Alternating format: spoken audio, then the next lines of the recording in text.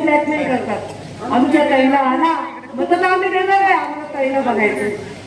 आणि या दसरा मेळाव्यानंतर तर एवढं लोकांनी मला फोन केले की यावेळी प्रचाराला तुम्ही यावंच लागते.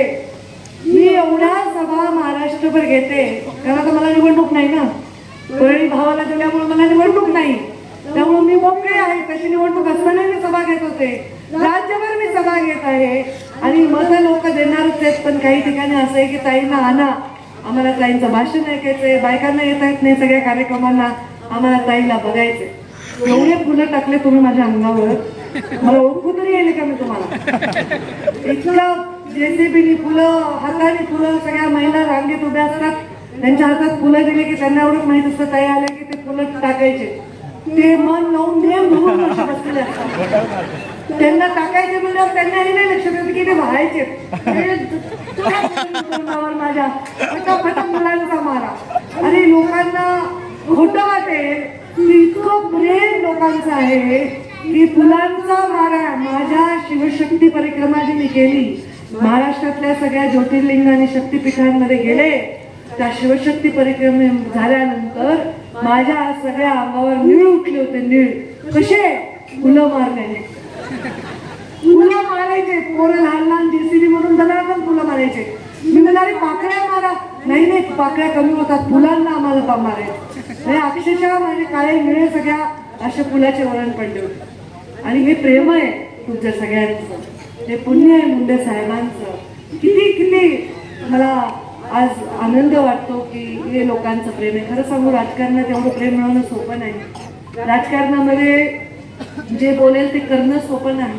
राजकारणामध्ये आपलं सगळं नाव, आपलं आपण असं एक आदर्श बनून राहणं सोपं नाही आजकालच्या काळात. एक तर मीडिया एवढा स्ट्रॉंग झालाय, सोशल मीडिया स्ट्रॉंग झालाय, मोबाईल झाले, कोणी पण आपण बोलतोय, लिहितोय, छापतोय की लगेच सगळे रूम घेऊन तुमच्या मागे. त्यांना आपण चांगलं काम करतोय देखवत नसतं लोकांना सुद्धा. आणि त्यामुळे असं प्रेम, एवढं कौतुक, हे खरंच माझ्यासाठी फार मोठं भाग्य आहे.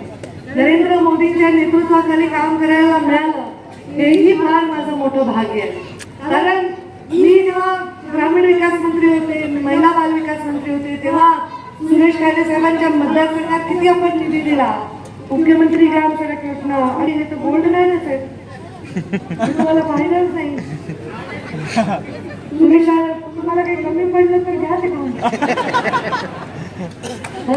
तुमच्याकडे जे अंगावर घातलं तेवढंच आहे, काढून नाही घरात आहे.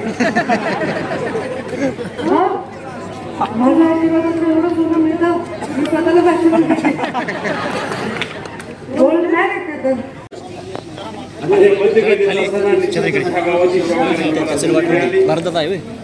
पैसा विकास या माध्यमातून खूप आम्ही इथं विकास केला. मला वाटतं जवळजवळ 115 कोटी रुपये ह्या 15 वर्षात.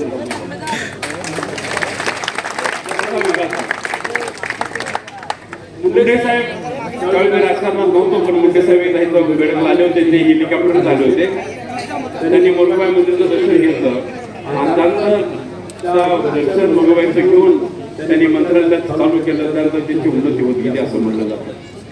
ही जागती देवी आहे इथली आणि त्याची सेवा करायची मला पण संधी मिळाली.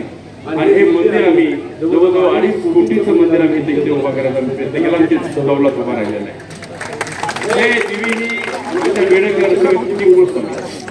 त्यामुळं हे खूप दिवसावरून म्हटलं होतं. ज्यावेळी मी दत्त आमदार होतो त्यावेळी मी आलो, त्यावेळी मी म्हटलं एवढं श्रीमंत गाव आहे, एवढं बाग बगीचे सगळं पाहिजे, हे पत्र्याचं काढलं तुम्ही. त्यानंतर माझ्या डोक्यात बसलं की हे पत्रे काढायचे आपण आणि तो सुंदर असं मंदिर बनवायचं. पण त्याला खूप वर्ष झाली. त्यावेळी देवीच्या मनाला दवाचे आशीर्वाद दिले आणि आज मंदिर ठेवलं नाही. त्याही मी काही जास्त बोलणार नाहीये. पण हा जनतेला पालकमंत्री झाल्यानंतर, मंत्री झाल्यानंतर दुष्काळ पडणार होता, दुष्काळ पडला गेला. त्यामुळं पाण्याची सोय केली. जानेवारी महिन्यात 2023 आम्ही पंप चालू केले आणि आज जागात आमचं म्हैसाचं पाणी अजून चालू आहे आणि ते पण फुकट पाणी दिलं. दाखव की लावायचंय म्हणून एखाद्या बागा गेल्या असत्या, पानवळे गेले असते, जनावर गेले असते, असा दुष्काळ 72 दुष्काळपेक्षा मोठा दुष्काळ पडला असता. पण त्यामध्ये देवेंद्र भाऊंचं सर्व मंत्रिमंडळाचे धन्यवाद देईन. ज्यावेळी कोयनेतच पाणी संपलं नदीचं पाणी संपलं आणि पावसाला 2 महिने बाकी असताना डिसिजन मला टेन्शनला तर करायचं काय. देवेंद्र भाऊंच्याकडे मी गेलो, भाऊ म्हटलं आपल्याला वीज विकत घेता येते, पाणी विकत घेता येणार नाहीये. तुमचं जर एमएससीबीचं जे पाणी आहे 11 टीएमसी त्याचं 8 टीएमसी पाणी आम्हाला दुष्काळाला द्या. आणि त्यावेळी देवेंद्र भाऊने आपल्याला ते 8 टीएमसी पाणी दिलं आणि आपण 2 महिने करून आपण पावसाच्या कक्षेमध्ये आलो. आणि पावसाच्या कक्षेमध्ये आल्यानंतर पाऊस सुरू झाला. पाऊस पाहिजे तसा समाधानकारक पडलेला. शेतकरी आनंदात, पाणी चालू आहे. विजेच्या समस्या सगळ्यात दूर झालेल्या